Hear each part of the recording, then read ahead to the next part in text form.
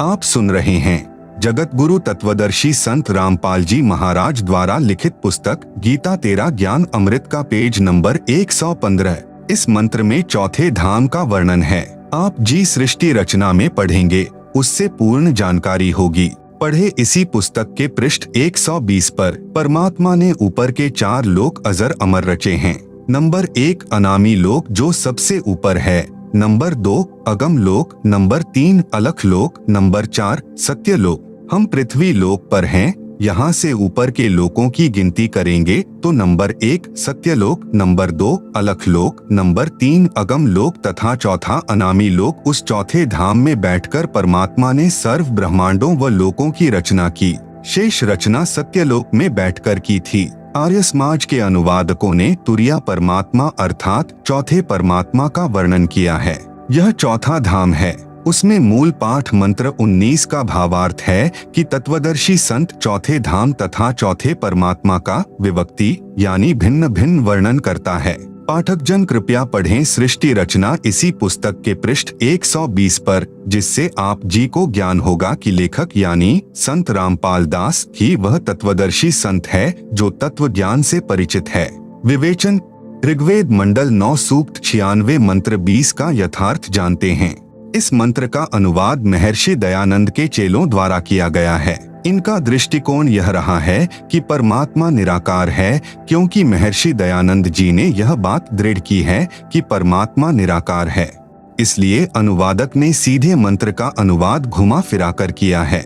जैसे मंत्र 20 के मूल पाठ में लिखा है, मर्य न शभः तन्वा मृजानः अत्यः न श्रित्वा सने धनानाम वृषेव यूथा परिकोशम अर्शन कनिकृदत चंबोह आविवेश। अनुवाद मर्यः यानी मनुष्य, न यानी जैसे सुंदर वस्त्र धारण करता है ऐसे परमात्मा, शुभ्रः तन्व यानी सुंदर शरीर, मृजानः यानी धारण करके, अत्यः यानी अत्यंत गति से, श्रित्वा यानी चलता हुआ, धनानाम यानी भक्ति धन के धनियों अर्थात पुण्यात्माओं को, सने यानी प्राप्ति के लिए आता है, यूथा वृषेव यानी जैसे एक समुदाय को उसका सेनापति प्राप्त होता है, ऐसे वह परमात्मा संत व ऋषि रूप में प्रकट होता है तो उसके बहुत संख्या में अनुयायी बन जाते हैं और परमात्मा उनका गुरु रूप में मुखिया होता है। वह परमात्मा परिकोशम यानी प्रथम ब्रह्मांड में, अर्शन यानी प्राप्त होकर अर्थात आकर, कनिकृदत यानी ऊंचे स्वर में सत्य ज्ञान उच्चारण करता हुआ, चंबो यानी पृथ्वी खंड में, अविवेश यानी प्रविष्ट होता है। भावार्थ जैसे पूर्व में वेद मंत्रों में कहा है कि परमात्मा ऊपर के लोक में रहता है, वहां से गति करके पृथ्वी पर आता है, अपने रूप को अर्थात शरीर के तेज को सरल करके आता है। इस ऋग्वेद मंडल 9 सूक्त 96 मंत्र 20 में उसी की पुष्टि की है। कहा है कि परमात्मा ऐसे अन्य शरीर धारण करके पृथ्वी पर आता है जैसे मनुष्य वस्त्र धारण करता है और धनानाम यानी दृढ़ भक्तों यानी अच्छी पुण्यात्माओं को प्राप्त होता है, उनको वाणी उच्चारण करके तत्व ज्ञान सुनाता है। आप सुन रहे हैं जगत गुरु तत्वदर्शी संत रामपाल जी महाराज द्वारा लिखित पुस्तक गीता तेरा ज्ञान अमृत का पेज नंबर 116। प्रमाण के लिए ऋग्वेद मंडल नंबर 9 सूक्त 95 मंत्र 2 का फोटो कॉपी देखें जिसे पुस्तक में दिया गया है। ऋग्वेद मंडल 9 सूक्त 95 मंत्र 2 का अनुवाद महर्षि दयानंद के चेलों ने किया है, जो बहुत ठीक किया है।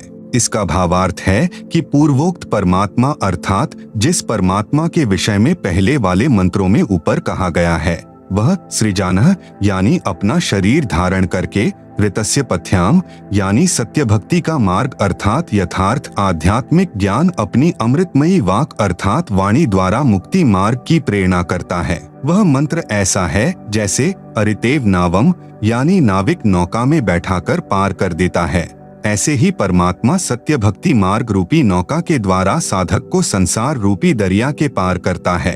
वह देवानाम देवः यानी सब देवों का देव अर्थात सब प्रभुओं का प्रभु परमेश्वर, बर्हिषि प्रवाचे यानी वाणी रूपी ज्ञान यज्ञ के लिए, गुह्यानी यानी गुप्त, नामा आविष्कणोति यानी नामों का आविष्कार करता है अर्थात जैसे गीता अध्याय 17 श्लोक 23 में ओम तत् सत में तत् तथा सत ये गुप्त मंत्र हैं जो उसी परमेश्वर ने मुझे यानी संत रामपाल दास को बताए हैं। उनसे ही पूर्ण मोक्ष संभव है। सूक्ष्म वेद में परमेश्वर ने कहा है कि सोहम शब्द हम जग में लाए, सार शब्द हम गुप्त छिपाए। भावार्थ, परमेश्वर ने स्वयं सोहम शब्द भक्ति के लिए बताया है। यह सोहम मंत्र किसी भी प्राचीन ग्रंथ यानी वेद, गीता, कुरान, पुराण तथा बाइबल में नहीं है। फिर सूक्ष्म वेद में कहा है कि सोहम ऊपर और है, सत्य सुकृत एक नाम, सब हंसों का जहां बास है, बस्ती है बिन ठाम। भावार्थ, सोहम नाम तो परमात्मा ने प्रकट कर दिया, आविष्कार कर दिया, परंतु सार शब्द को गुप्त रखा था। अब मुझे लेखक संत रामपाल को बताया है, जो साधकों को दीक्षा के समय बताया जाता है। इसका गीता अध्याय 17 श्लोक 23 में कहे ओम तत्सत से संबंध है। आप सुन रहे हैं जगत गुरु तत्वदर्शी संत रामपाल जी महाराज द्वारा लिखित पुस्तक गीता तेरा ज्ञान अमृत का पेज नंबर 117। प्रमाण के लिए ऋग्वेद मंडल नंबर 9 सूक्त 94 मंत्र 1 का फोटो कॉपी देखें, जिसे पुस्तक में दिया गया है। विवेचन, ऋग्वेद मंडल 9 सूक्त 94 मंत्र 1 का अनुवाद भी आर्य समाज के विद्वानों द्वारा किया गया है। विवेचन पुस्तक विस्तार को ध्यान में रखते हुए उन्हीं के अनुवाद से अपना मत सिद्ध करते हैं। जैसे पूर्व में लिखे वेद मंत्रों में बताया गया है कि परमात्मा अपने मुख कमल से वाणी उच्चारण करके तत्व ज्ञान बोलता है। लोकोक्तियों के माध्यम से, कवित्व से, दोहों, शब्दों, साखियों, चौपाइयों के द्वारा वाणी बोलने से प्रसिद्ध कवियों में से भी एक कवि की उपाधि प्राप्त करता है। उसका नाम कबीरदेव अर्थात कबीर साहेब है। इस ऋग्वेद मंडल 9 सूक्त 94 मंत्र 1 में भी यही स्पष्ट है कि जो सर्वशक्तिमान परमेश्वर है वह कवियन व्रजम न यानी कवियों की तरह आचरण करता हुआ पृथ्वी पर विचरण करता है। प्रमाण के लिए ऋग्वेद मंडल नंबर 9 सूक्त 20 मंत्र 1 का फोटोकॉपी देखें, जिसे पुस्तक में दिया गया है। विवेचन, ऋग्वेद मंडल 9 सूक्त 20 मंत्र 1 का अनुवाद भी आर्य समाज के विद्वानों ने किया है। इसका अनुवाद ठीक कम गलत अधिक है। इसमें मूल पाठ में लिखा है प्रकविर्देव वीत्य अव्यह वारेभ्यः अर्षति साहनान विश्वाह अभिस्पृष्ट है। आप सुन रहे हैं जगत गुरु तत्वदर्शी संत रामपाल जी महाराज द्वारा लिखित पुस्तक गीता तेरा ज्ञान अमृत का पेज नंबर 118। सरलार्थ, प्र यानी वेद ज्ञान दाता से जो दूसरा कबीरदेव यानी कबीरदेव कबीर परमेश्वर है, वह विद्वानों अर्थात जिज्ञासुओं को वीत्य यानी ज्ञान धन की तृप्ति के लिए, वारेभ्यः यानी श्रेष्ठ आत्माओं को, अर्षति यानी ज्ञान देता है।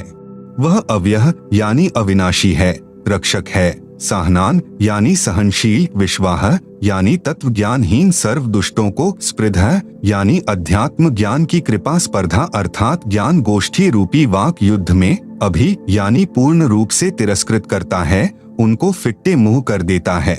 विशेष नंबर 1 इस मंत्र के अनुवाद में आप फोटोकॉपी में देखेंगे तो पता चलेगा कि कई शब्दों के अर्थ आर्य विद्वानों ने छोड़ रखे हैं, जैसे प्रक वारेभ्यः, जिस कारण से वेदों का यथार्थ भाव सामने नहीं आ सका।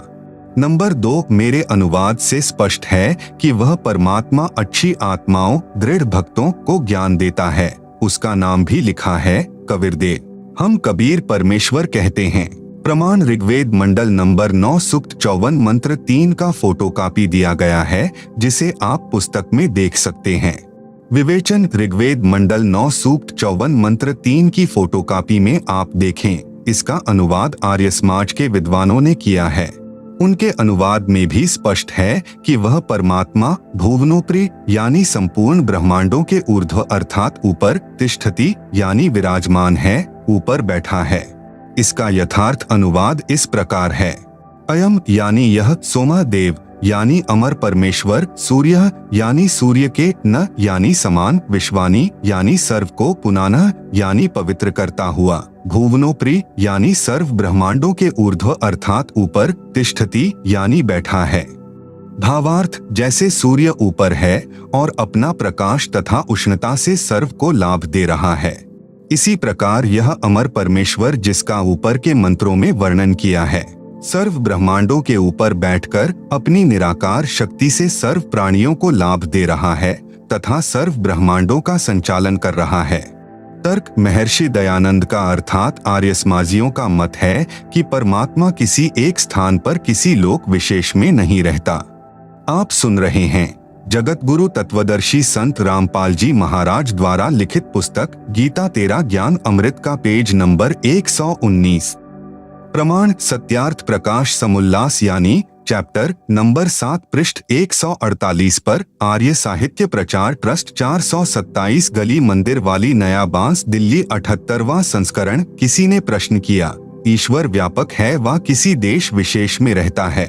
उत्तर महर्षि दयानंद जी का, व्यापक है क्योंकि जो एक देश में रहता तो सर्व अंतर्यामी, सर्वज्ञ, सर्वनियंता, सबका सृष्टा, सबका धर्ता और प्रलयकर्ता नहीं हो सकता। अप्राप्त देश में कर्ता की क्रिया का होना असंभव है। सत्यार्थ प्रकाश से लेख समाप्त।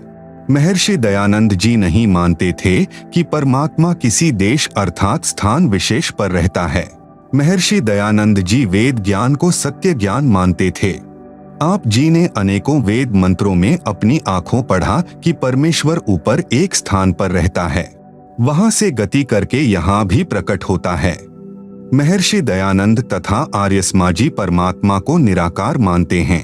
प्रमाण सत्यार्थ प्रकाश के समुल्लास नंबर 9 पृष्ठ 176, समुल्लास 7 पृष्ठ 149, समुल्लास 11 पृष्ठ 251 पर कहा है कि परमात्मा निराकार है। प्रिय पाठकों ने अनेकों वेद मंत्रों में पढ़ा कि परमात्मा साकार है, वह मनुष्य जैसा है, ऊपर के लोक में रहता है, वहां से गति करके चलकर आता है, पृथ्वी पर प्रकट होता है। अच्छी आत्माओं को जो दृढ़ भक्त होते हैं उनको मिलता है, उनको तत्व ज्ञान अपने मुख कमल से बोलकर सुनाता है, कवियों की तरह आचरण करता है। पृथ्वी पर विचरण करके परमात्मा अपना अध्यात्म ज्ञान ऊंचे स्वर में उच्चारण करके सुनाता है। गीता अध्याय 4 श्लोक 32 में भी यही प्रमाण है। प्रिय पाठकों, आप स्वयं निर्णय करें किसको कितना अध्यात्म ज्ञान था।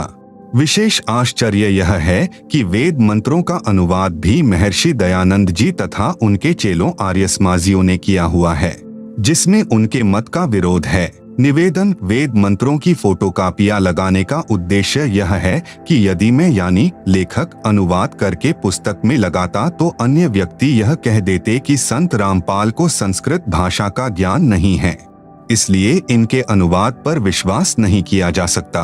अब यह शंका उत्पन्न नहीं हो सकती। अब तो यह दृढ़ता आएगी कि संत रामपाल दास ने जो वेद मंत्रों का अनुवाद किया है वह यथार्थ है। अब विश्व की उत्पत्ति का ज्ञान कराता हूँ जो स्वयं परमेश्वर ने अपने द्वारा रचे जगत का ज्ञान बताया है। आप सुन रहे हैं जगतगुरु तत्वदर्शी संत रामपाल जी महाराज द्वारा लिखित पुस्तक गीता तेरा ज्ञान अमृत का पेज नंबर 120। संक्षिप्त सृष्टि रचना।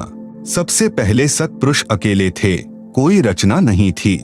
सर्वप्रथम परमेश्वर जी ने 4 अविनाशी लोक की रचना वचन यानी शब्द से की। नंबर 1 अनामी लोक जिसको अकह लोक भी कहते हैं। नंबर 2 अगम लोक, नंबर 3 अलख लोक, नंबर 4 सतलोक। फिर परमात्मा ने चारों लोकों में 4 रूप धारण किए, 4 उपमात्मक नामों से प्रत्येक लोक में प्रसिद्ध हुए। नंबर 1 अनामी लोक में अनामी पुरुष या अकह पुरुष, नंबर 2 अगम लोक में अगम पुरुष, नंबर 3 अलख लोक में अलख पुरुष, नंबर 4 सतलोक में सतपुरुष उपमात्मक नाम रखे। फिर चारों लोकों में परमात्मा ने वचन से ही एक एक सिंहासन यानी तख्ता बनाया। प्रत्येक सिंहासन पर सम्राट के समान मुकुट आदि धारण करके विराजमान हो गए। फिर सतलोक में परमेश्वर ने अन्य रचना की। एक शब्द यानी वचन से 16 द्वीपों तथा एक मानसरोवर की रचना की। पुनः 16 वचन से 16 पुत्रों की उत्पत्ति की। उनमें मुख्य भूमिका अचिंत, तेज, सहजदास, जोगजीत, कूर्म, इच्छा, धैर्य और ज्ञानी की रही है। अपने पुत्रों को सबक सिखाने के लिए कि समर्थ के बिना कोई कार्य सफल नहीं हो सकता, जिसका काम उसी को साजे और करे तो मूर्ख बाजे। सतपुरुष ने अपने पुत्र अचिंत से कहा कि आप अन्य रचना सतलोक में करें, मैंने कुछ शक्ति तेरे को प्रदान कर दी है। अचिंत ने अपने वचन से अक्षर पुरुष की उत्पत्ति की। अक्षर पुरुष युवा उत्पन्न हुआ, मानसरोवर में स्नान करने गया, उसी जल पर तैरने लगा। कुछ देर में निंद्रा आ गई, सरोवर में गहरा नीचे चला गया। सतलोक में अमर शरीर है, वहां पर शरीर श्वासों पर निर्भर नहीं है। बहुत समय तक अक्षर पुरुष जल से बाहर नहीं आया। अचिंत आगे सृष्टि नहीं कर सका, तब सत्पुरुष यानी परम अक्षर पुरुष ने मानसरोवर पर जाकर कुछ जल अपनी चुल्लू यानी हाथ में लिया। उसका एक विशाल अंडा वचन से बनाया तथा एक आत्मा वचन से उत्पन्न करके अंडे में प्रवेश की और अंडे को जल में छोड़ दिया। जल में अंडा नीचे जाने लगा तो उसकी गड़गड़ाहट के शोर से अक्षर पुरुष की निंद्रा भंग हो गई। अक्षर पुरुष ने क्रोध से देखा कि किसने मुझे जगा दिया। क्रोध उस अंडे पर गिरा तो अंडा फूट गया। उसमें एक युवा तेजोमय व्यक्ति निकला। उसका नाम क्षर पुरुष रखा। आगे चलकर यही काल कहलाया। सत्पुरुष ने दोनों से कहा कि आप जल से बाहर आओ। आप सुन रहे हैं जगत गुरु तत्वदर्शी संत रामपाल जी महाराज द्वारा लिखित पुस्तक गीता तेरा ज्ञान अमृत का पेज नंबर 121। अक्षर पुरुष तुम निंद्रा में थे, तेरे को नींद से उठाने के लिए यह सब किया है। अक्षर पुरुष और क्षर पुरुष से सत्पुरुष ने कहा कि आप दोनों अचिंत के लोक में रहो।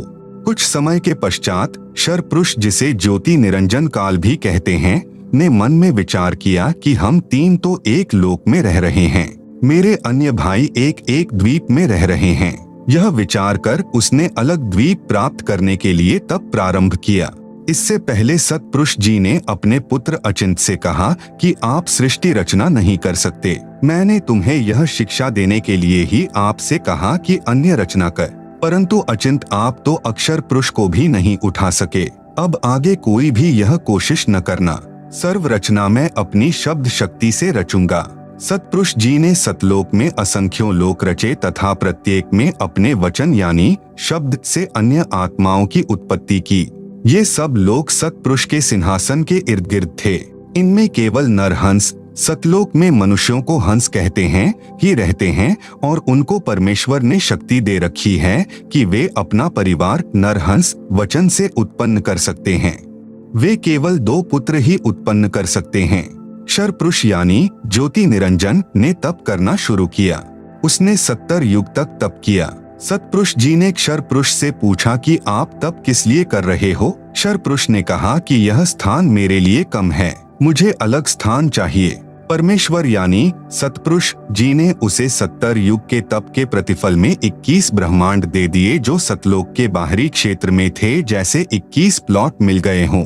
ज्योति निरंजन यानी क्षर पुरुष ने विचार किया कि इन ब्रह्मांडों में कुछ रचना भी होनी चाहिए। उसके लिए फिर 70 युग तक तप किया।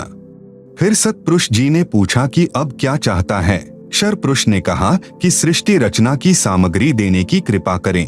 सत्पुरुष जी ने उसको 5 तत्व जल, पृथ्वी, अग्नि, वायु तथा आकाश तथा 3 गुण रजगुण, सतगुण तथा तमगुण दे दिए तथा कहा कि इनसे अपनी रचना कर। क्षर पुरुष ने तीसरी बार फिर तप प्रारंभ किया। जब 64 युग तप करते हो गए तो सत्य पुरुष जी ने पूछा कि आप और क्या चाहते हैं? क्षर पुरुष यानी ज्योति निरंजन ने कहा कि मुझे कुछ आत्मा दे दो, मेरा अकेले का दिल नहीं लग रहा। क्षर पुरुष को आत्मा ऐसे मिली। आगे पढ़े। आप सुन रहे हैं जगत गुरु तत्वदर्शी संत रामपाल जी महाराज द्वारा लिखित पुस्तक गीता तेरा ज्ञान अमृत का पेज नंबर 122। हम काल के लोक में कैसे आए? जिस समय क्षर पुरुष यानी ज्योति निरंजन एक पैर पर खड़ा होकर तप कर रहा था, तब हम सभी आत्माएं इस क्षर पुरुष पर आकर्षित हो गए। जैसे जवान बच्चे अभिनेता व अभिनेत्री पर आसक्त हो जाते हैं, लेना एक न देने दो, व्यर्थ में चाहने लग जाते हैं। वे अपनी कमाई करने के लिए नाचते कूदते हैं। युवा बच्चे उन्हें देखकर अपना धन नष्ट करते हैं। ठीक इसी प्रकार हम अपने परमपिता सत्पुरुष को छोड़कर काल पुरुष यानी क्षर पुरुष को हृदय से चाहने लग गए थे। जो परमेश्वर हमें सर्व सुख सुविधा दे रहा था, उससे मुंह मोड़कर इस नकली ड्रामा करने वाले काल ब्रह्म को चाहने लगे। सत्पुरुष जी ने बीच बीच में बहुत बार आकाशवाणी की कि बच्चों तुम इस काल की क्रिया को मत देखो, मस्त रहो। हम ऊपर से तो सावधान हो गए, परंतु अंदर से चाहते रहे। परमेश्वर तो अंतर्यामी है। इन्होंने जान लिया कि ये यहाँ रखने के योग्य नहीं रहे। काल पुरुष यानी क्षर पुरुष यानी ज्योति निरंजन ने जब 2 बार तप करके फल प्राप्त कर लिया, तब उसने सोचा कि अब कुछ जीवात्मा भी मेरे साथ रहनी चाहिए, मेरा अकेले का दिल नहीं लगेगा। इसलिए जीवात्मा प्राप्ति के लिए तप करना शुरू किया। 64 युग तक तप करने के पश्चात परमेश्वर जी ने पूछा कि ज्योति निरंजन अब किस लिए तप कर रहा है? क्षरपुरुष ने कहा कि कुछ आत्माएं प्रदान करो, मेरा अकेले का दिल नहीं लगता। सतपुरुष ने कहा कि तेरे तप के बदले में और ब्रह्मांड दे सकता हूँ, परंतु अपनी आत्माएं नहीं दूंगा। ये मेरे शरीर से उत्पन्न हुई हैं। हाँ, यदि वे स्वयं जाना चाहते हैं तो वह जा सकते हैं। युवा कबीर यानी समर्थ कबीर के वचन सुनकर ज्योति निरंजन हमारे पास आया। हम सभी हंस आत्मा पहले से ही उस पर आसक्त थे। हम उसे चारों तरफ से घेरकर खड़े हो गए। ज्योति निरंजन ने कहा कि मैंने पिताजी से अलग 21 ब्रह्मांड प्राप्त किए हैं। वहाँ नाना प्रकार के रमणीय स्थल बनाए हैं। क्या आप मेरे साथ चलोगे? हम सभी हंसों ने, जो आज 21 ब्रह्मांडों में परेशान हैं, कहा कि हम तैयार हैं। यदि पिताजी आज्ञा दें तब क्षर पुरुष यानी काल पूर्ण ब्रह्म महान कबीर यानी समर्थ कबीर प्रभु के पास गया तथा सर्व वार्ता कही। तब कबीरग्नि यानी कबीर परमेश्वर ने कहा कि मेरे सामने स्वीकृति देने वाले को आज्ञा दूंगा। क्षर पुरुष तथा परम अक्षर पुरुष यानी कबीर मितौजा दोनों हम सभी हंसात्माओं के पास आए। सत कबीर देव ने कहा कि जो हंसात्मा ब्रह्म के साथ जाना चाहता है, हाथ ऊपर करके स्वीकृति दें। अपने पिता के सामने किसी की हिम्मत नहीं हुई, किसी ने स्वीकृति नहीं दी। बहुत समय तक सन्नाटा छाया रहा। तत्पश्चात एक हंस आत्मा ने साहस किया तथा कहा कि पिताजी मैं जाना चाहता हूँ। फिर तो उसकी देखा देखी, जो आज काल यानी ब्रह्म के 21 ब्रह्मांडों में फंसी हैं, हम सभी आत्माओं ने स्वीकृति दे दी। आप सुन रहे हैं जगत गुरु तत्वदर्शी संत रामपाल जी महाराज द्वारा लिखित पुस्तक गीता तेरा ज्ञान अमृत का पेज नंबर 123। परमेश्वर कबीर जी ने ज्योति निरंजन से कहा कि आप अपने स्थान पर जाओ। जिन्होंने तेरे साथ जाने की स्वीकृति दी है, मैं उन सर्व हंस आत्माओं को आपके पास भेज दूंगा। ज्योति निरंजन अपने 21 ब्रह्मांडों में चला गया। उस समय तक यह 21 ब्रह्मांड सतलोक में ही थे। तत्पश्चात पूर्ण ब्रह्म ने सर्वप्रथम स्वीकृति देने वाले हंस को लड़की का रूप दिया, परंतु स्त्री इंद्री नहीं रची तथा सर्व आत्माओं को, जिन्होंने ज्योति निरंजन यानी ब्रह्म के साथ जाने की सहमति दी थी, उस लड़की के शरीर में प्रवेश कर दिया तथा उसका नाम आष्ट्रा यानी आदि माया प्रकृति देवी दुर्गा पड़ा तथा सत्यपुरुष ने कहा कि पुत्री मैंने तेरे को शब्द शक्ति प्रदान कर दी है। जितने जीव ब्रह्म कहे आप उत्पन्न कर देना। पूर्ण ब्रह्म कबीर देव यानी कबीर साहेब ने अपने पुत्र सहज दास के द्वारा प्रकृति को क्षर पुरुष के पास भिजवा दिया।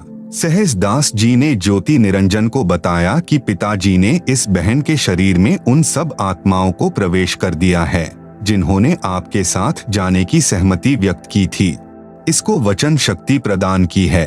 आप जितने जीव चाहोगे प्रकृति अपने शब्द से उत्पन्न कर देगी। यह कहकर सहजदास वापस अपने द्वीप में आ गया। युवा होने के कारण लड़की का रंग रूप निखरा हुआ था। ब्रह्म के अंदर विषय वासना उत्पन्न हो गई तथा प्रकृति देवी के साथ अभद्र गतिविधि प्रारंभ की। तब दुर्गा ने कहा कि ज्योति निरंजन मेरे पास पिताजी की प्रदान की हुई शब्द शक्ति है। आप जितने प्राणी कहोगे मैं वचन से उत्पन्न कर दूंगी। आप मैथुन परंपरा शुरू मत करो। आप भी उसी पिता के शब्द से अंडे से उत्पन्न हुए हो तथा मैं भी उसी परमपिता के वचन से ही बाद में उत्पन्न हुई हूँ। आप मेरे बड़े भाई हो। बहन भाई का यह योग महापाप का कारण बनेगा। परंतु ज्योति निरंजन ने प्रकृति देवी की एक भी प्रार्थना नहीं सुनी तथा अपनी शब्द शक्ति द्वारा नाखूनों से स्त्री इंद्री यानी भग प्रकृति को लगा दी तथा बलात्कार करने की ठानी। उसी समय दुर्गा ने अपनी इज्जत रक्षा के लिए कोई और चारा न देखकर सूक्ष्म रूप बनाया तथा ज्योति निरंजन के खुले मुख के द्वारा पेट में प्रवेश करके पूर्ण ब्रह्म कबीर देव से अपनी रक्षा के लिए याचना की। उसी समय कबीर देव यानी कबीर देव अपने पुत्र योग संतायन अर्थात जोगजीत का रूप बनाकर वहां प्रकट हुए तथा कन्या को ब्रह्म के उदर से बाहर निकाला तथा कहा, ज्योति निरंजन आज से तेरा नाम काल होगा। तेरे जन्म मृत्यु होते रहेंगे, इसीलिए तेरा नाम क्षर पुरुष होगा तथा 1 लाख मानव शरीरधारी प्राणियों को प्रतिदिन खाया करेगा व 1.25 लाख उत्पन्न किया करेगा। आप दोनों को 21 ब्रह्मांड सहित निष्कासित किया जाता है। इतना कहते ही 21 ब्रह्मांड विमान की तरह चल पड़े। आप सुन रहे हैं जगत गुरु तत्वदर्शी संत रामपाल जी महाराज द्वारा लिखित पुस्तक गीता तेरा ज्ञान अमृत का पेज नंबर 124। सहज दास के द्वीप के पास से होते हुए सतलोक से 16 शंख कोस यानी एक कोस लगभग 3 किलोमीटर का होता है की दूरी पर आकर रुक गए। विशेष विवरण। अब तक 3 शक्तियों का विवरण आया है।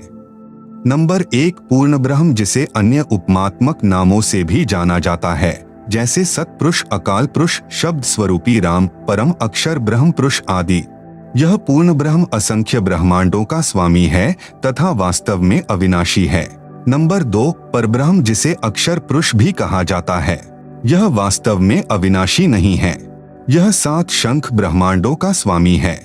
नंबर 3 ब्रह्म, जिसे ज्योति निरंजन, काल, कैल, शर पुरुष तथा धर्मराय आदि नामों से जाना जाता है, जो केवल 21 ब्रह्मांड का स्वामी है। अब आगे इसी ब्रह्म यानी काल की सृष्टि के एक ब्रह्मांड का परिचय दिया जाएगा, जिसमें 3 और नाम आपके पढ़ने में आएंगे, ब्रह्मा, विष्णु तथा शिव। ब्रह्म तथा ब्रह्मा में भेद। एक ब्रह्मांड में बने सर्वोपरि स्थान पर ब्रह्म यानी शर पुरुष स्वयं 3 गुप्त स्थानों की रचना करके ब्रह्मा, विष्णु तथा शिव रूप में रहता है तथा अपनी पत्नी प्रकृति यानी दुर्गा के सहयोग से 3 पुत्रों की उत्पत्ति करता है। उनके नाम भी ब्रह्मा, विष्णु तथा शिव ही रखता है। जो ब्रह्म का पुत्र ब्रह्मा है, वह एक ब्रह्मांड में केवल 3 लोकों, पृथ्वी लोक, स्वर्ग लोक तथा पाताल लोक में एक रजोगुण विभाग का मंत्री यानी स्वामी है। इसे त्रिलोकीय ब्रह्मा कहा है तथा ब्रह्म जो ब्रह्मलोक में ब्रह्मा रूप में रहता है, उसे महाब्रह्मा व ब्रह्मलोकीय ब्रह्मा कहा है। इसी ब्रह्म यानी काल को सदाशिव, महाशिव, महाविष्णु भी कहा है। श्री विष्णु पुराण में प्रमाण चतुर्थ अंश अध्याय 1 पृष्ठ 230 से 231 पर श्री ब्रह्मा जी ने कहा, जिस अजन्मा सर्वमय विधाता परमेश्वर का आदि, मध्य, अंत, स्वरूप, स्वभाव और सार हम नहीं जान पाते। श्लोक 83। जो मेरा रूप धारण कर संसार की रचना करता है, स्थिति के समय जो पुरुष रूप है तथा जो रुद्र रूप से विश्व का ग्रास कर जाता है, अनंत रूप से संपूर्ण जगत को धारण करता है। श्लोक 86। जगत गुरु तत्वदर्शी संत रामपाल जी महाराज द्वारा लिखित पुस्तक गीता तेरा ज्ञान अमृत का पेज नंबर 125 पर एक ब्रह्मांड का लघु चित्र दिया गया है, जिसे आप पुस्तक में देख सकते हैं। आप सुन रहे हैं जगत गुरु तत्वदर्शी संत रामपाल जी महाराज द्वारा लिखित पुस्तक गीता तेरा ज्ञान अमृत का पेज नंबर 126। श्री ब्रह्मा जी, श्री विष्णु जी व श्री शिव जी की उत्पत्ति। काल यानी ब्रह्म ने प्रकृति यानी दुर्गा से कहा कि अब मेरा कौन क्या बिगाड़ेगा, मनमानी करूंगा। प्रकृति ने फिर प्रार्थना की कि आप कुछ शर्म करो। प्रथम तो आप मेरे बड़े भाई हो, क्योंकि उसी पूर्ण परमात्मा यानी कबीरदेव की वचन शक्ति से आपकी यानी ब्रह्म की अंडे से उत्पत्ति हुई तथा बाद में मेरी उत्पत्ति उसी परमेश्वर के वचन से हुई है। दूसरे, मैं आपके पेट से बाहर निकली हूँ। मैं आपकी बेटी हुई तथा आप मेरे पिता हुए। इन पवित्र नातों में बिगाड़ करना महापाप होगा। मेरे पास पिता की प्रदान की हुई शब्द शक्ति है। जितने प्राणी आप कहोगे मैं वचन से उत्पन्न कर दूंगी। ज्योति निरंजन ने दुर्गा की एक भी विनय नहीं सुनी तथा कहा कि मुझे जो सजा मिलनी थी मिल गई। मुझे सतलोक से निष्कासित कर दिया। अब मैं मनमानी करूंगा। यह कहकर काल पुरुष यानी शर पुरुष ने प्रकृति के साथ जबरदस्ती शादी की तथा 3 पुत्रों रजगुण युक्त ब्रह्मा जी, सतगुण युक्त विष्णु जी तथा तमगुण युक्त शिव शंकर जी की उत्पत्ति की। जवान होने तक तीनों पुत्रों को दुर्गा के द्वारा अचेत करवा देता है।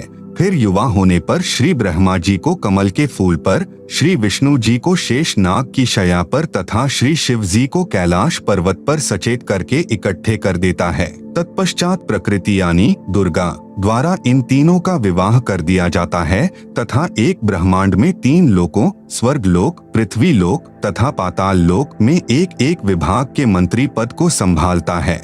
एक ब्रह्मांड में एक ब्रह्मलोक की रचना की है। उसी में 3 गुप्त स्थान बनाए हैं। एक रजोगुण प्रधान स्थान है, जहां पर यह ब्रह्म यानी काल स्वयं महाब्रह्मा यानी मुख्यमंत्री रूप में रहता है तथा अपनी पत्नी दुर्गा को महासावित्री रूप में रखता है। इन दोनों के संयोग से जो पुत्र इस स्थान पर उत्पन्न होता है वह स्वतः ही रजोगुणी बन जाता है। दूसरा स्थान सतोगुण प्रधान स्थान बनाया है। वहां पर यह क्षर पुरुष स्वयं महाविष्णु रूप बनाकर रहता है तथा अपनी पत्नी दुर्गा को महालक्ष्मी रूप में रखकर जो पुत्र उत्पन्न करता है उसका नाम विष्णु रखता है। वह बालक सतोगुण युक्त होता है तथा तीसरा इसी काल ने वहीं पर एक तमोगुण प्रधान क्षेत्र बनाया है। उसमें यह स्वयं सदाशिव रूप बनाकर रहता है तथा अपनी पत्नी दुर्गा को महापार्वती रूप में रखता है। इन दोनों के पति पत्नी व्यवहार से जो पुत्र उत्पन्न होता है उसका नाम शिव रख देते हैं तथा तमोगुण युक्त कर देते हैं। आप सुन रहे हैं जगत गुरु तत्वदर्शी संत रामपाल जी महाराज द्वारा लिखित पुस्तक गीता तेरा ज्ञान अमृत का पेज नंबर 127।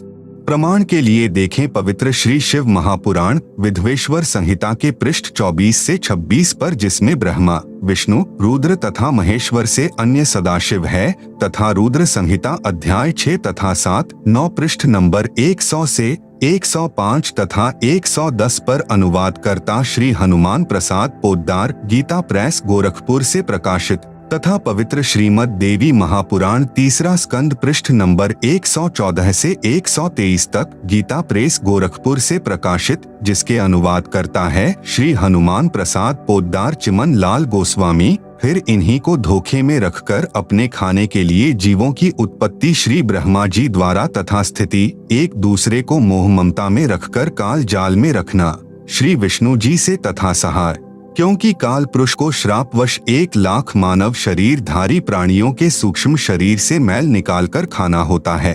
उसके लिए 21वें ब्रह्मांड में एक तप्तशिला है जो स्वतः गर्म रहती है, उस पर गर्म करके मैल पिघलाकर खाता है। जीव मरते नहीं परंतु कष्ट असहनीय होता है। फिर प्राणियों को कर्म आधार पर अन्य शरीर प्रदान करता है, श्री शिव जी द्वारा करवाता है। जैसे किसी मकान में 3 कमरे बने हों, एक कमरे में अश्लील चित्र लगे हों, उस कमरे में जाते ही मन में वैसे ही मलिन विचार उत्पन्न हो जाते हैं। दूसरे कमरे में साधु संतों भक्तों के चित्र लगे हों तो मन में अच्छे विचार प्रभु का चिंतन ही बना रहता है। तीसरे कमरे में देश भक्तों व शहीदों के चित्र लगे हों तो मन में वैसे ही जोशीले विचार उत्पन्न हो जाते हैं। ठीक इसी प्रकार ब्रह्म यानी काल ने अपनी सूझबूझ से उपरोक्त तीनों गुण प्रधान स्थानों की रचना की हुई है। आप सुन रहे हैं जगत गुरु तत्वदर्शी संत रामपाल जी महाराज द्वारा लिखित पुस्तक गीता तेरा ज्ञान अमृत का पेज नंबर 128 पर ब्रह्मलोक का लघु चित्र तथा पेज नंबर 129 पर ज्योति निरंजन यानी काल ब्रह्म के लोक यानी 21 ब्रह्मांड का लघु चित्र दिया गया है, जिसे आप पुस्तक में देख सकते हैं। आप सुन रहे हैं जगत गुरु तत्वदर्शी संत रामपाल जी महाराज द्वारा लिखित पुस्तक गीता तेरा ज्ञान अमृत का पेज नंबर 130। संपूर्ण सृष्टि रचना सूक्ष्म वेद से निष्कर्ष रूप सृष्टि रचना का वर्णन। प्रभु प्रेमी आत्माएं प्रथम बार निम्न सृष्टि की रचना को पढ़ेंगे तो ऐसे लगेगा जैसे दंत कथा हो, परंतु सर्व पवित्र सद्ग्रंथों के प्रमाणों को पढ़कर दांतों तले उंगली दबाएंगे कि यह वास्तविक अमृत ज्ञान कहाँ छुपा था। कृपया धैर्य के साथ पढ़ते रहिए तथा इस अमृत ज्ञान को सुरक्षित रखें, आपकी 101 पीढ़ी तक काम आएगा। पवित्रात्माएं कृपया सत्यनारायण यानी अविनाशी प्रभु सत्पुरुष द्वारा रची सृष्टि रचना का वास्तविक ज्ञान पढ़े। नंबर 1 पूर्ण ब्रह्म। इस सृष्टि रचना में सत्पुरुष सतलोक का स्वामी यानी प्रभु, अलख पुरुष अलख लोक का स्वामी यानी प्रभु, अगम पुरुष अगम लोक का स्वामी यानी प्रभु तथा अनामी पुरुष अनामी अकह लोक का स्वामी यानी प्रभु तो एक ही पूर्ण ब्रह्म है जो वास्तव में अविनाशी प्रभु है, जो भिन्न भिन्न रूप धारण करके अपने चारों लोकों में रहता है, जिसके अंतर्गत असंख्य ब्रह्मांड आते हैं। नंबर 2 परब्रह्म। यह केवल 7 संख ब्रह्मांड का स्वामी यानी प्रभु है। यह अक्षर पुरुष भी कहलाता है, परंतु यह तथा इसके ब्रह्मांड भी वास्तव में अविनाशी नहीं है। नंबर 3 ब्रह्म। यह केवल 21 ब्रह्मांड का स्वामी यानी प्रभु है। इसे क्षर पुरुष, ज्योति निरंजन, काल आदि उपमा से जाना जाता है। यह तथा इसके सर्व ब्रह्मांड नाशवान हैं। उपरोक्त तीनों पुरुषों यानी प्रभुओं का प्रमाण पवित्र श्रीमद्भगवत गीता अध्याय 15 श्लोक 16-17 में भी है। नंबर 4 ब्रह्मा इसी ब्रह्म का ज्येष्ठ पुत्र है, विष्णु मध्य वाला पुत्र है तथा शिव अंतिम तीसरा पुत्र है। ये तीनों ब्रह्म के पुत्र केवल एक ब्रह्मांड में एक विभाग यानी गुण के स्वामी यानी प्रभु हैं तथा नाशवान हैं। विस्तृत विवरण के लिए कृपया पढ़ें निम्नलिखित सृष्टि रचना। कबीरदेव यानी कबीर परमेश्वर ने सूक्ष्म वेद अर्थात कबीरबाणी में अपने द्वारा रची सृष्टि का ज्ञान स्वयं ही बताया है, जो निम्नलिखित है। सर्वप्रथम केवल एक स्थान अनामी यानी अनामय लोक था, जिसे अकह लोक भी कहा जाता है। पूर्ण परमात्मा उस अनामी लोक में अकेला रहता था। उस परमात्मा का वास्तविक नाम कबीरदेव अर्थात कबीर परमेश्वर है। सभी आत्माएं उस पूर्ण धनी के शरीर में समाई हुई थी। इसी कबीरदेव का उपमात्मक यानी पदवी का नाम अनामी पुरुष है। पुरुष का अर्थ प्रभु होता है। प्रभु ने मनुष्य को अपने ही स्वरूप में बनाया है, इसलिए मानव का नाम भी पुरुष ही पड़ा है। अनामी पुरुष के एक रोमकूप यानी शरीर के बाल का प्रकाश शंख सूर्यों की रोशनी से भी अधिक है। जगत गुरु तत्वदर्शी संत रामपाल जी महाराज द्वारा लिखित पुस्तक गीता तेरा ज्ञान अमृत पुस्तक का पेज नंबर 131 पर परमेश्वर कबीर साहेब के असंख्य ब्रह्मांडों का लघु चित्र दिया गया है, जिसे आप पुस्तक में देख सकते हैं। आप सुन रहे हैं जगत गुरु तत्वदर्शी संत रामपाल जी महाराज द्वारा लिखित पुस्तक गीता तेरा ज्ञान अमृत का पेज नंबर 132। विशेष जैसे किसी देश के आदरणीय प्रधानमंत्री जी का शरीर का नाम तो अन्य होता है तथा पद का उपमात्मक यानी पदवी का नाम प्रधानमंत्री होता है। कई बार प्रधानमंत्री जी अपने पास कई विभाग भी रख लेते हैं। तब जिस भी विभाग के दस्तावेजों पर हस्ताक्षर करते हैं तो उस समय उसी पद को लिखते हैं। जैसे गृह मंत्रालय के दस्तावेजों पर हस्ताक्षर करेंगे तो अपने को गृह मंत्री लिखेंगे, वहां उसी व्यक्ति के हस्ताक्षर की शक्ति कम होती है। इसी प्रकार कबीर परमेश्वर यानी कबीरदेव की रोशनी में अंतर भिन्न भिन्न लोकों में होता जाता है। ठीक इसी प्रकार पूर्ण परमात्मा कबीरदेव यानी कबीर परमेश्वर ने नीचे के 3 और लोकों यानी अगम लोक, अलख लोक, सतलोक की रचना शब्द यानी वचन से की। यही पूर्ण ब्रह्म परमात्मा कबीरदेव यानी कबीर परमेश्वर ही अगम लोक में प्रकट हुआ तथा कबीरदेव यानी कबीर परमेश्वर अगम लोक का भी स्वामी है तथा वहां इनका उपमात्मक यानी पदवी का नाम अगम पुरुष अर्थात अगम प्रभु है। इसी अगम प्रभु का मानव सदृश शरीर बहुत तेजोमय है, जिसके एक रोमकूप यानी शरीर के एक बाल की रोशनी खरब सूर्य की रोशनी से भी अधिक है। यह पूर्ण परमात्मा कबीरदेव यानी कबीर परमेश्वर अलख लोक में प्रकट हुआ तथा स्वयं ही अलख लोक का भी स्वामी है तथा उपमात्मक यानी पदवी का नाम अलख पुरुष भी इसी परमेश्वर का है तथा इस पूर्ण प्रभु का मानव सदृश शरीर तेजोमय स्वर ज्योति यानी स्वयं प्रकाशित है। एक रोमकूप यानी शरीर के एक बाल की रोशनी अरब सूर्यों के प्रकाश से भी ज्यादा है। यही पूर्ण प्रभु सतलोक में प्रकट हुआ तथा सतलोक का भी अधिपति यही है, इसलिए इसी का उपमात्मक यानी पदवी का नाम सतपुरुष यानी अविनाशी प्रभु है। इसी का नाम अकाल मूर्ति, शब्द स्वरूपी राम, पूर्ण ब्रह्म, परम अक्षर ब्रह्म आदि हैं। इसी सतपुरुष कबीरदेव यानी कबीर प्रभु का मानव सदृश शरीर तेजोमय है, जिसके एक रोम यानी शरीर के बाल का प्रकाश करोड़ सूर्यों तथा इतने ही चंद्रमाओं के प्रकाश से भी अधिक है। इस कबीरदेव यानी कबीर प्रभु ने सतपुरुष रूप में प्रकट होकर सतलोक में विराजमान होकर प्रथम सतलोक में अन्य रचना की। एक शब्द यानी वचन से 16 द्वीपों की रचना की, फिर 16 शब्दों से 16 पुत्रों की उत्पत्ति की। एक मानसरोवर की रचना की जिसमें अमृत भरा।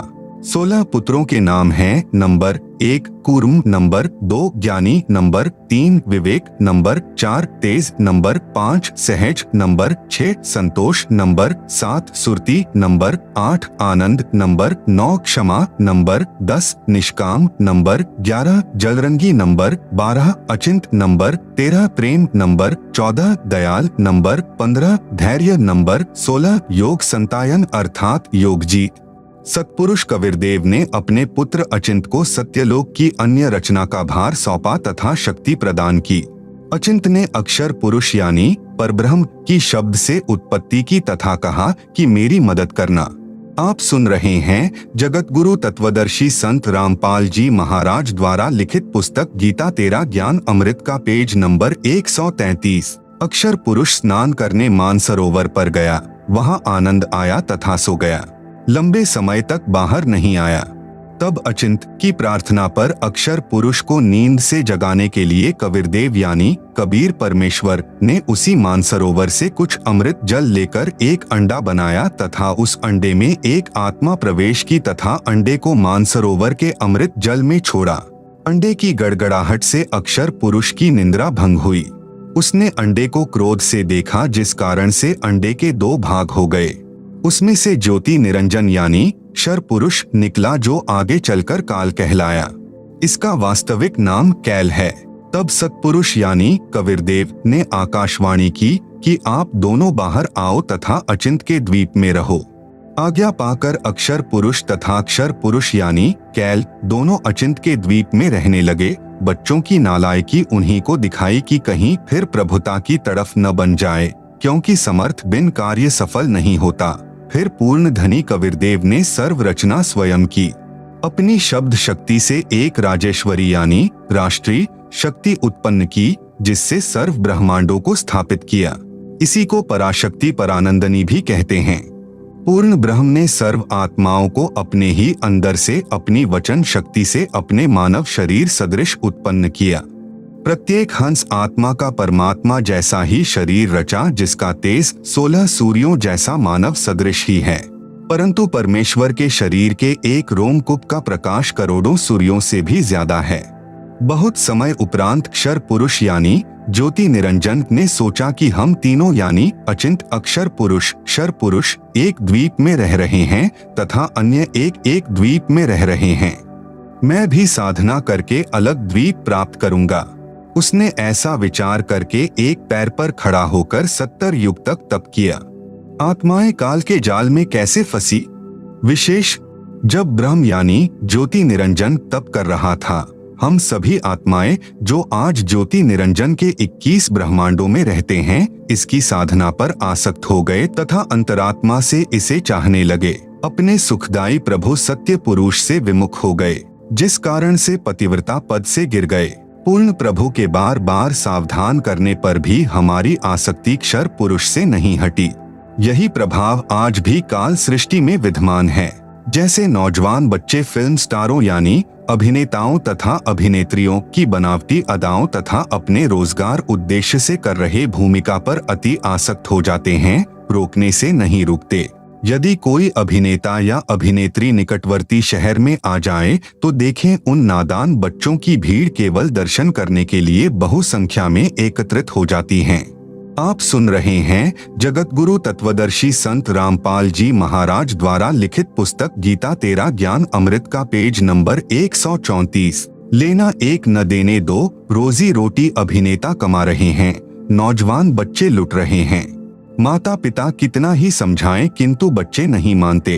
कहीं न कहीं कभी न कभी लुक छिप कर जाते ही रहते हैं। पूर्ण ब्रह्म कबीरदेव यानी कबीर प्रभु ने क्षर पुरुष से पूछा कि बोलो क्या चाहते हो। उसने कहा कि पिताजी यह स्थान मेरे लिए कम है, मुझे अलग से द्वीप प्रदान करने की कृपा करें। हक्का कबीर यानी सत कबीर ने उसे 21 ब्रह्मांड प्रदान कर दिए। कुछ समय उपरांत ज्योति निरंजन ने सोचा इसमें कुछ रचना करनी चाहिए। खाली ब्रह्मांड यानी प्लाट किस काम के? यह विचार कर 70 युग तप करके पूर्ण परमात्मा कबीरदेव यानी कबीर प्रभु से रचना सामग्री की याचना की। सत्पुरुष ने उसे 3 गुण तथा 5 तत्व प्रदान कर दिए, जिससे ब्रह्म यानी ज्योति निरंजन ने अपने ब्रह्मांडों में कुछ रचना की। फिर सोचा कि इसमें जीव भी होने चाहिए, अकेले का दिल नहीं लगता। यह विचार करके 64 युग तक फिर तप किया। पूर्ण परमात्मा कबीरदेव के पूछने पर बताया कि मुझे कुछ आत्मा दे दो, मेरा अकेले का दिल नहीं लग रहा। तब सत्पुरुष कबीरअग्नि यानी कबीर परमेश्वर ने कहा कि ब्रह्म तेरे तप के प्रतिफल में मैं तुझे और ब्रह्मांड दे सकता हूँ, परंतु मेरी आत्माओं को किसी भी जप तप साधना के फल रूप में नहीं दे सकता। हाँ, यदि कोई स्वेच्छा से तेरे साथ जाना चाहे तो वह जा सकता है। युवा कबीर यानी समर्थ कबीर के वचन सुनकर ज्योति निरंजन हमारे पास आया। हम सभी हंस आत्मा पहले से ही उस पर आसक्त थे। हम उसे चारों तरफ से घेर कर खड़े हो गए। ज्योति निरंजन ने कहा कि मैंने पिताजी से अलग 21 ब्रह्मांड प्राप्त किए हैं। वहां नाना प्रकार के रमणीय स्थल बनाए हैं। क्या आप मेरे साथ चलोगे? हम सभी हंसों ने, जो आज 21 ब्रह्मांडों में परेशान हैं, कहा कि हम तैयार हैं, यदि पिताजी आज्ञा दें। तब क्षर पुरुष पूर्ण ब्रह्म महान कबीर यानी समर्थ कबीर प्रभु के पास गया तथा सर्व वार्ता कही। तब कबीरग्नि यानी कबीर परमेश्वर ने कहा कि मेरे सामने स्वीकृति देने वाले को आज्ञा दूंगा। क्षर पुरुष तथा परम अक्षर पुरुष यानी कबीर मितौजा यानी कबीर अमित औजा यानी जिसकी शक्ति का कोई वार नहीं, वह कबीर, दोनों हम सभी हंसात्माओं के पास आए। सत कबीर देव ने कहा कि जो हंस आत्मा ब्रह्म के साथ जाना चाहता है, हाथ ऊपर करके स्वीकृति दे। अपने पिता के सामने किसी की हिम्मत नहीं हुई, किसी ने स्वीकृति नहीं दी। बहुत समय तक सन्नाटा छाया रहा। तत्पश्चात एक हंस आत्मा ने साहस किया तथा कहा कि पिताजी मैं जाना चाहता हूँ। फिर तो उसकी देखा देखी, जो आज काल यानी ब्रह्म के 21 ब्रह्मांडों में फंसी हैं, हम सभी आत्माओं ने स्वीकृति दे दी। परमेश्वर कबीर जी ने ज्योति निरंजन से कहा कि आप अपने स्थान पर जाओ। जिन्होंने तेरे साथ जाने की स्वीकृति दी है, मैं उन सर्व हंस आत्माओं को आपके पास भेज दूंगा।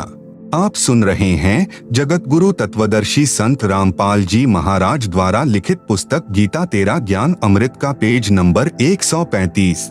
ज्योति निरंजन अपने 21 ब्रह्मांडों में चला गया। उस समय तक यह 21 ब्रह्मांड सतलोक में ही थे। तत्पश्चात पूर्ण ब्रह्म ने सर्वप्रथम स्वीकृति देने वाले हंस को लड़की का रूप दिया, परंतु स्त्री इंद्री नहीं रची तथा सर्व आत्माओं को, जिन्होंने ज्योति निरंजन यानी ब्रह्म के साथ जाने की सहमति दी थी, उस लड़की के शरीर में प्रवेश कर दिया तथा उसका नाम आष्ट्रा यानी आदि माया प्रकृति देवी दुर्गा पड़ा तथा सत्य पुरुष ने कहा कि पुत्री, मैंने तेरे को शब्द शक्ति प्रदान कर दी है। जितने जीव ब्रह्म कहे आप उत्पन्न कर देना। पूर्ण ब्रह्म कबीर देव यानी कबीर साहेब अपने पुत्र सहज दास के द्वारा प्रकृति को क्षर पुरुष के पास भिजवा दिया। सहज दास जी ने ज्योति निरंजन को बताया कि पिताजी ने इस बहन के शरीर में उन सर्व आत्माओं को प्रवेश कर दिया है, जिन्होंने आपके साथ जाने की सहमति व्यक्त की थी तथा इसको पिताजी ने वचन शक्ति प्रदान की है। आप जितने जीव चाहोगे प्रकृति अपने शब्द से उत्पन्न कर देगी। यह कहकर सहजदास वापस अपने द्वीप में आ गया। युवा होने के कारण लड़की का रंग रूप निखरा हुआ था। ब्रह्म के अंदर विषय वासना उत्पन्न हो गई तथा प्रकृति देवी के साथ अभद्र गतिविधि प्रारंभ की। तब दुर्गा ने कहा कि ज्योति निरंजन, मेरे पास पिताजी की प्रदान की हुई शब्द शक्ति है। आप जितने प्राणी कहोगे मैं वचन से उत्पन्न कर दूंगी। आप मैथुन परंपरा शुरू मत करो। आप भी उसी पिता के शब्द से अंडे से उत्पन्न हुए हो तथा मैं भी उसी परमपिता के वचन से ही बाद में उत्पन्न हुई हूँ। आप मेरे बड़े भाई हो, बहन भाई का यह योग महापाप का कारण बनेगा। परंतु ज्योति निरंजन ने प्रकृति देवी की एक भी प्रार्थना नहीं सुनी तथा अपनी शब्द शक्ति द्वारा नाखूनों से स्त्री इंद्री यानी भग प्रकृति को लगा दी तथा बलात्कार करने की ठानी।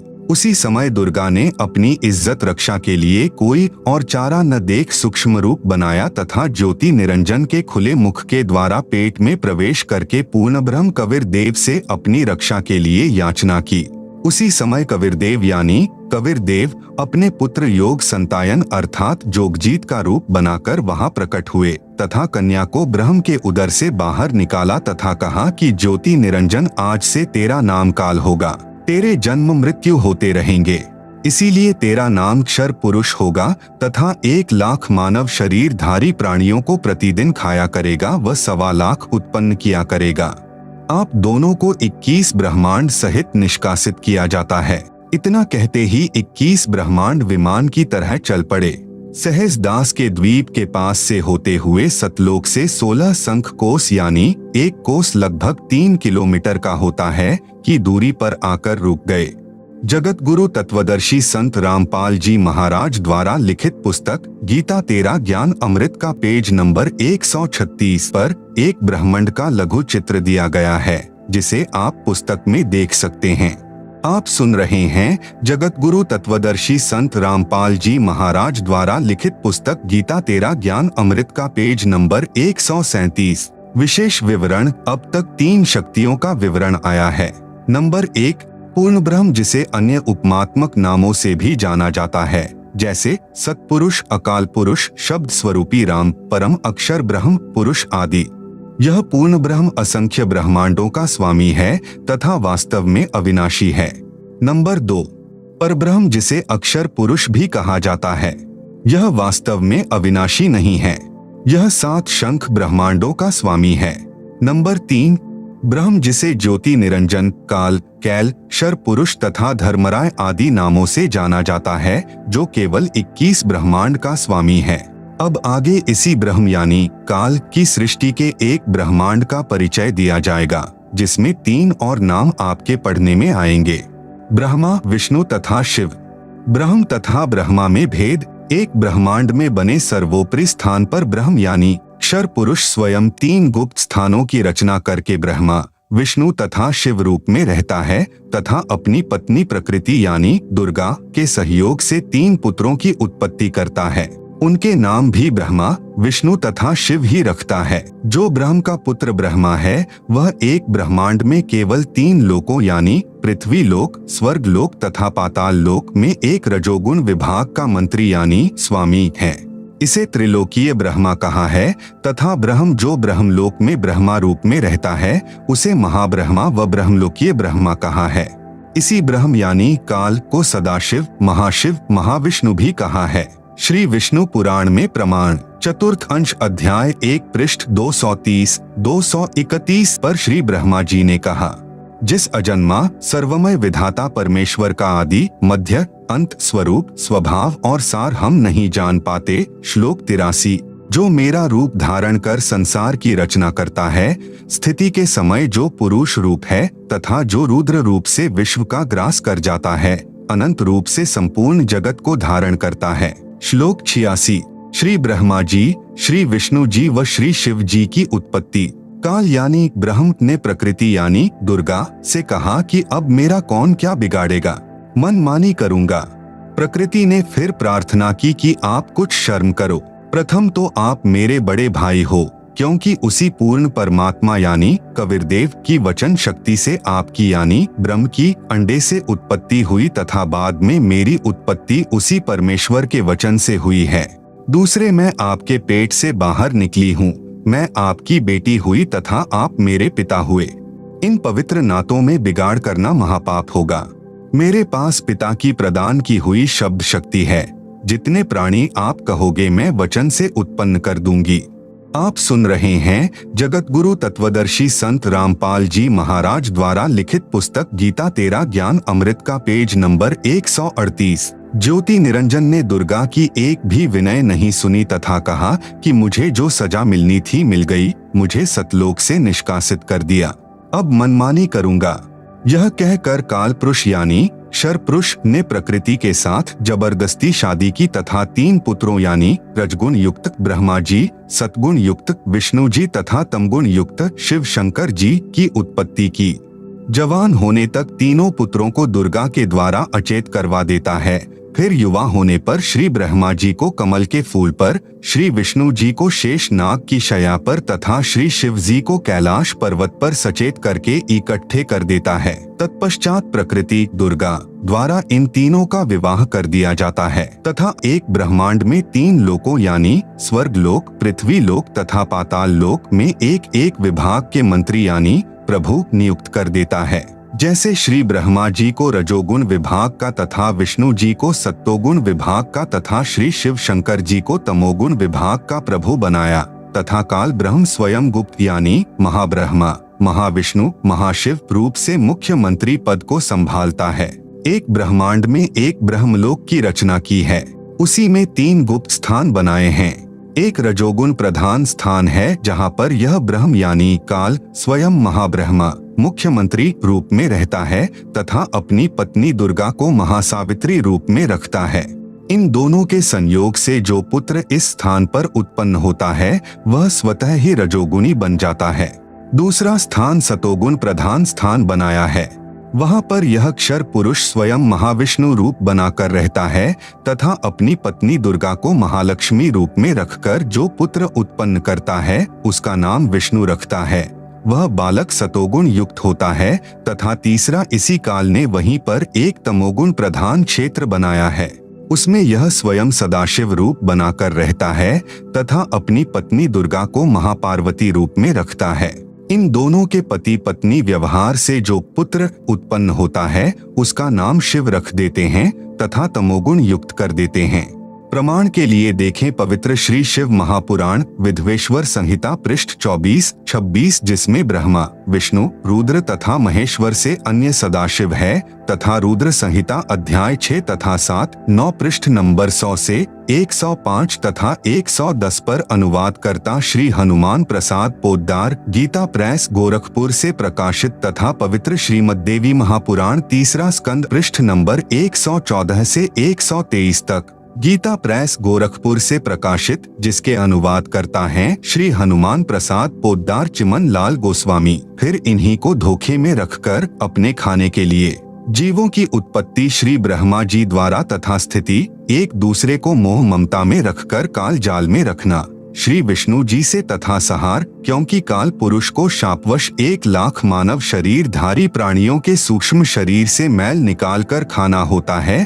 आप सुन रहे हैं जगत गुरु तत्वदर्शी संत रामपाल जी महाराज द्वारा लिखित पुस्तक गीता तेरा ज्ञान अमृत का पेज नंबर 139। उसके लिए 21वें ब्रह्मांड में एक तप्तशिला है जो स्वतः गर्म रहती है, उस पर गर्म करके मैल पिघला कर खाता है। जीव मरते नहीं परंतु कष्ट असहनीय होता है। फिर प्राणियों को कर्म आधार पर अन्य शरीर प्रदान करता है, श्री शिव जी द्वारा करवाता है। जैसे किसी मकान में 3 कमरे बने हों, एक कमरे में अश्लील चित्र लगे हों, उस कमरे में जाते ही मन में वैसे ही मलिन विचार उत्पन्न हो जाते हैं। दूसरे कमरे में साधु संतों भक्तों के चित्र लगे हों तो मन में अच्छे विचार प्रभु का चिंतन ही बना रहता है। तीसरे कमरे में देश भक्तों व शहीदों के चित्र लगे हों तो मन में वैसे ही जोशीले विचार उत्पन्न हो जाते हैं। ठीक इसी प्रकार ब्रह्म यानी काल ने अपनी सूझबूझ से उपरोक्त तीनों गुण प्रधान स्थानों की रचना की हुई है। तीनों गुण क्या हैं?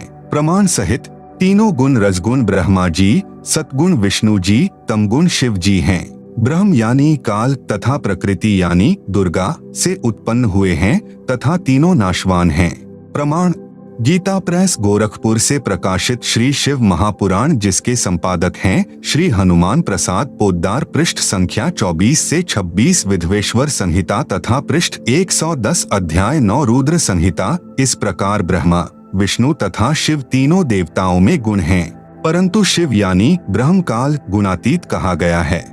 दूसरा प्रमाण गीता प्रेस गोरखपुर से प्रकाशित श्रीमद् देवी भागवत पुराण, जिसके संपादक हैं श्री हनुमान प्रसाद पोद्दार चिमन लाल गोस्वामी, तीसरा स्कंद अध्याय 5 पृष्ठ 123।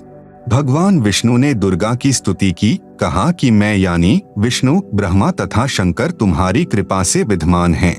हमारा तो आविर्भाव यानी जन्म तथा तिरोभाव यानी मृत्यु होती है। हम नित्य यानी अविनाशी नहीं हैं। तुम ही नित्य हो, जगत जननी हो, प्रकृति और सनातनी देवी हो। भगवान शंकर ने कहा, यदि भगवान ब्रह्मा तथा भगवान विष्णु तुम ही से उत्पन्न हुए हैं तो उनके बाद उत्पन्न होने वाला मैं तमोगुणी लीला करने वाला शंकर क्या तुम्हारी संतान नहीं हुआ? अर्थात मुझे भी उत्पन्न करने वाली तुम ही हो। इस संसार की सृष्टि स्थिति संहार में तुम्हारे गुण सदा सर्वदा हैं। इन्हीं तीनों गुणों से उत्पन्न हम ब्रह्मा, विष्णु तथा शंकर नियमानुसार कार्य में तत्पर रहते हैं। उपरोक्त यह विवरण केवल हिंदी में अनुवादित श्री देवी महापुराण से है, जिसमें कुछ तथ्यों को छुपाया गया है। इसलिए यही प्रमाण देखें श्रीमद्देवी भागवत महापुराण सभाष्टिकम संहात्यम, खेमराज श्री कृष्णदास प्रकाशन मुंबई। इसमें संस्कृत सहित हिंदी अनुवाद किया है। तीसरा स्कंद अध्याय 4 पृष्ठ 10 श्लोक 42। ब्रह्मा अहम ईश्वरः फिलते प्रभावात् सर्वे वयम जनियुता न यदा तु नित्याः के अन्ये सुराः शतमख प्रमुखाः च नित्या नित्या त्वमेव जननी प्रकृतिः पुराणा।